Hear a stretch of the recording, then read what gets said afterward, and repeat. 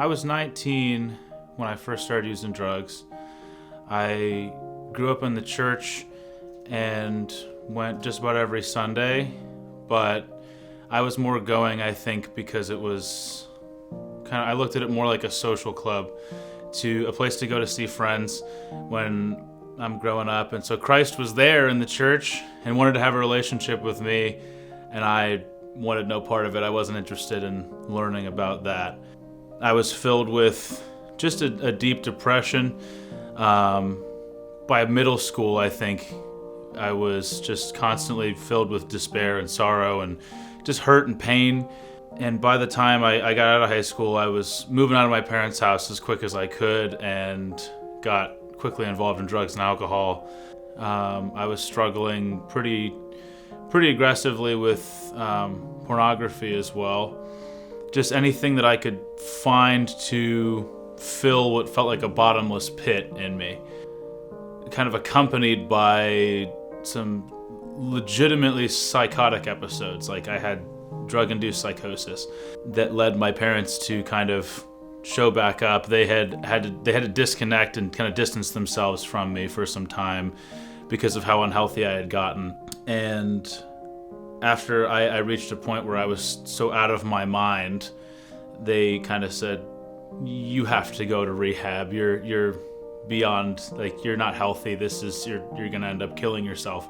And so I didn't want to go to rehab, but I did. Got out, relapsed, and went right back in. And it was at that point that I reached such a low that I had to. There was no other choice. I had to try something different. And so that's when I looked back to try and find God again. The moment that changed everything when I found Christ again, or I guess I should say for the first time, because I had never realized that I really didn't have that connection. I remember I was in rehab and I met a pastor there who was struggling with alcoholism, and he spoke to me about God, and I asked him some questions, and I remember just later on in my stay there kind of realizing, oh, God is real and I have value. And this pain and despair that I've been filling myself with, I don't have to do that. God loves me and cares about me in such an infinite way. It's beyond what I can understand. I remember I broke down crying, and it was such an amazing emotional time. After I got out and really pursued staying clean, I went after the Lord. I started reading my Bible, honestly, and what I found in there just kept me wanting more and more.